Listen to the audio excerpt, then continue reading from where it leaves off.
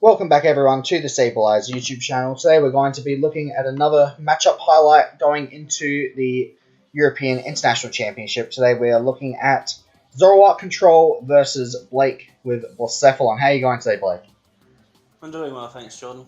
So this is the Zoro Control list that made top 8 at Denver Regionals, and I think you're using a Blacephalon list similar to one of the ones that did well in Denver as well, aren't you, Blake? Yeah, it's another Zach Lesage masterpiece of Blacephalon. And he got 12th. Yep, seems standard. Zach Lesage with Blacephalon's usually pretty decent list to go with. But if you do like if you like our content, then do feel free to like, comment, subscribe, and all that good stuff. But with that out of the way, I think we may as well get straight into this matchup. So, who do you think is favored in this matchup overall going into the game? I mean, just from a basic standpoint, Blacephalon's typically favored. I think that there's a few techs that can make it a bit more interesting. I think if you're a wall like control deck, Lugia GX can make it like really interesting. Yeah, that's a pretty big deal actually. But if it's like the one that did well in Denver, then I think Blacephalon should. I completely agree with that. It seems like Blacephalon kind of answers all the things that Zoro Control's trying to do. It's trying to get rid of all your energy, but you've got Ganondorf to get those back, or you can't really skip B-String with this deck unless you try to deck them out without taking prizes, which you can theoretically try to do, but it's so hard due to energy switch. It's probably better off just trying to kind of take your prizes in a way and stop them from getting B-String as much as you can. And there's also the Blacephalon specialty, which is the turn 1 Let Loose. Yep, and I did have a pretty decent hand before the Let Loose, but I haven't bricked off of this one, so feeling decent at the very least. Certainly not as ideal as I'd like it to be, though.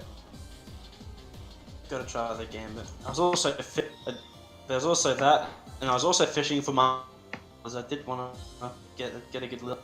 What did you say you were fishing for? Lily. Ah, right, yeah. Well, that would be nice. You didn't actually end up playing a support that turn, so that's a little unfortunate for you, but not the end of the world. And I may as well just go for the Super Breath here. May as well. Doesn't work, but that's fine. Super Breath. Oh, and I drew an excellent draw here, actually. Right off the top. Yep, that seems good.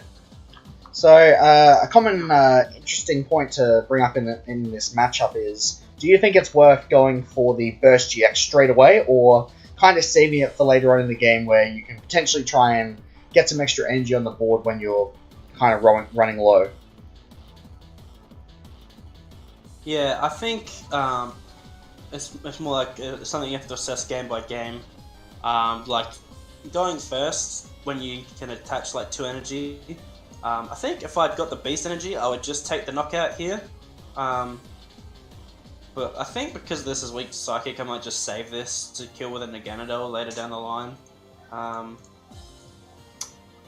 And I'll probably just end up bursting this turn.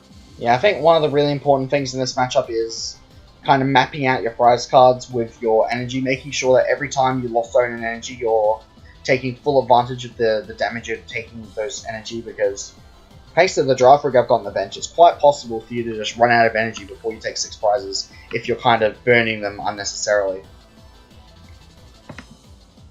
Alright, attempts number 2 with Let Loose. That's another very relevant thing in this matchup, is if you can set up with Let Loose before Zoroark gets Zoroark, you can potentially just sweep through their basic Pokemon before they can evolve.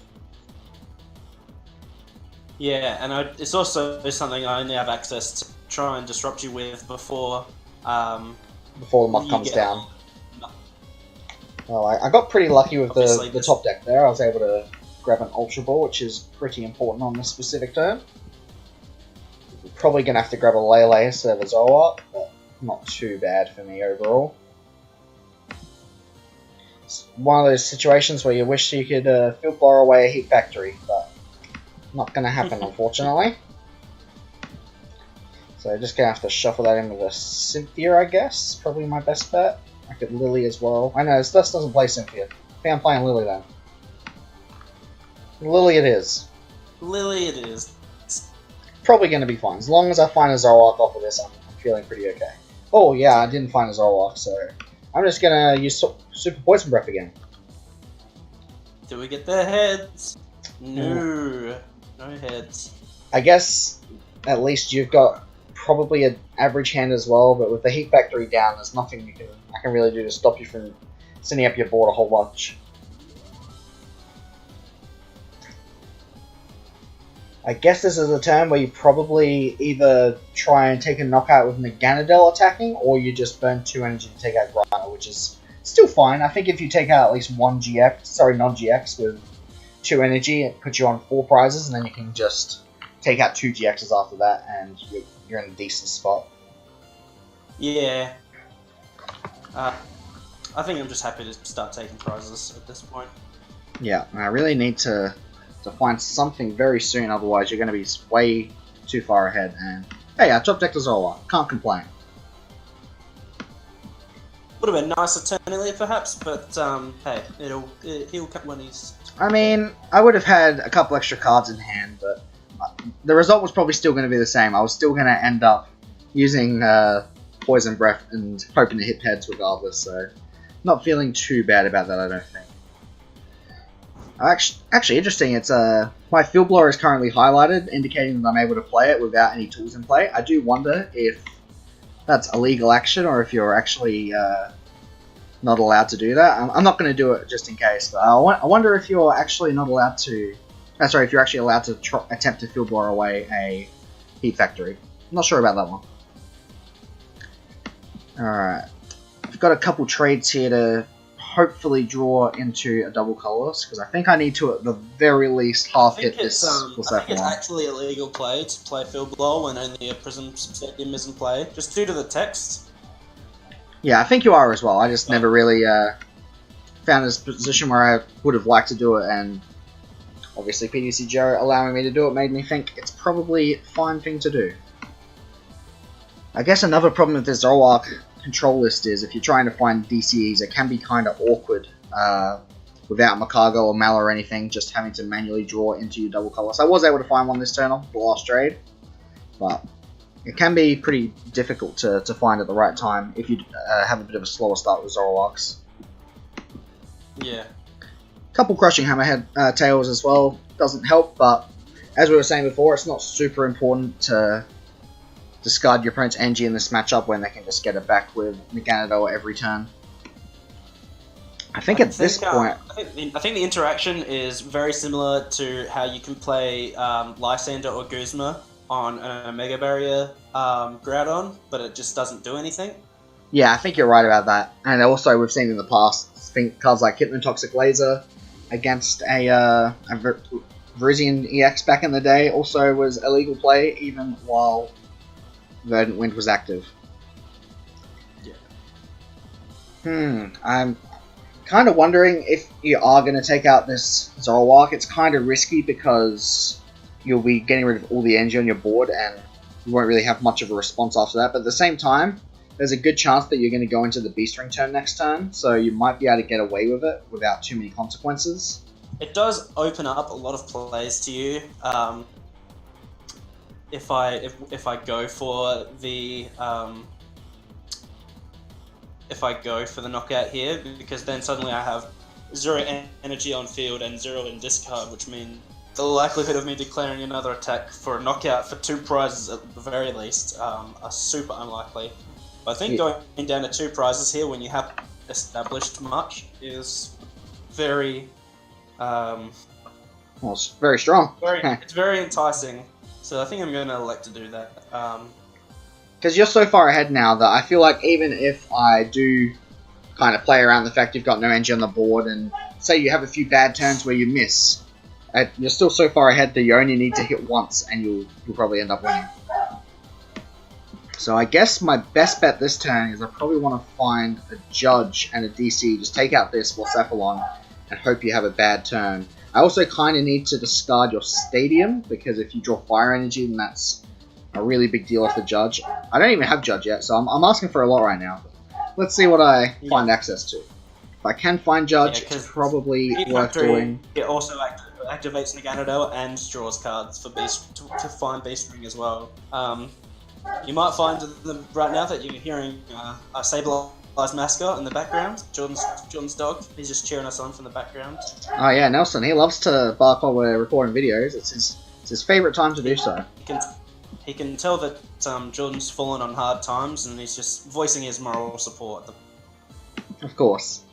So, didn't find the stadium, didn't find access to judge, but at least the knockout. I think it's pretty much just what you have to do in this matchup. You really have to just take the opportunity when you are given that and hope your opponent isn't having beast rings. But you've got a lot of cards in hand, Blake, so I think you're probably going to be able to find beast rings this time.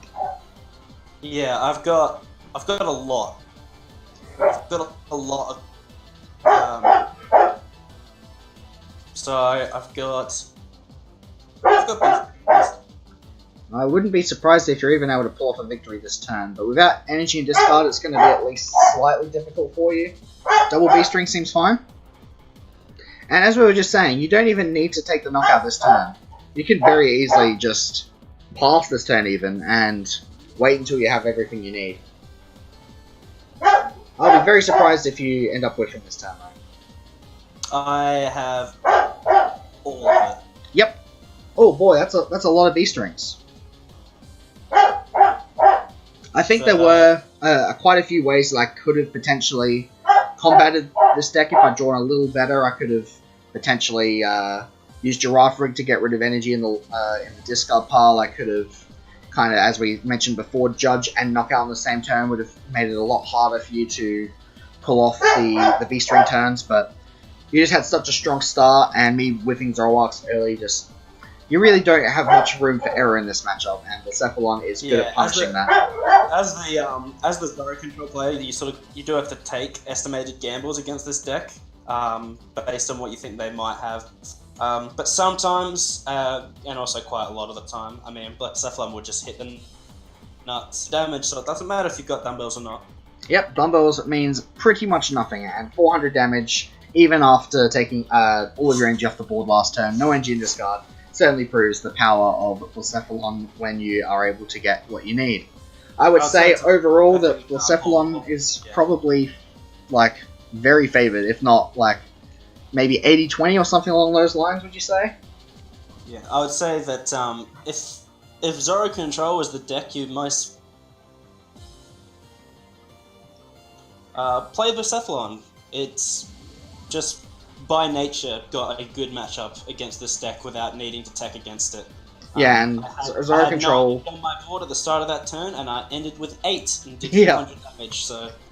And of course, Zoro Control is a deck that people are kind of looking to be pretty popular, potentially, in Germany, just because of how well it's done recently. So Blacephalon looking better and better every single second. But I think that's going to wrap us up for this video. Thank you very much for joining me today, Blake. Is there anything else you wanted to quickly mention about this matchup? Not even just about this matchup. I think if you're heading into Berlin, the repercussions of Zoro Control doing well sort of means that people start looking towards Blacephalon as an answer to Zoro Control, as it has been for quite a long time. But then, as a result of people thinking that people are going to play a lot of Blacephalon, people are also going to start playing the deck that Blacephalon naturally hates, which is Zapdos, which was previously losing favor because of Zoro Control. So now we're seeing like what is going to be like a very interesting meta develop for Berlin. Oh yeah, that almost just becomes a triangle, Blacephalon beating Zoroark, Zoroark beating Zapdos, and Zapdos beating Blacephalon, so should be pretty interesting. But one thing we know for sure, Blacephalon seems to be pretty good against this kind of Zoroark deck. But thank you very much for joining me today, Blake, and we are going to be featuring 1 or 2 more deck highlights before we head into Berlin very soon. Thank you very much for joining us, and see you next time on the Sableyes.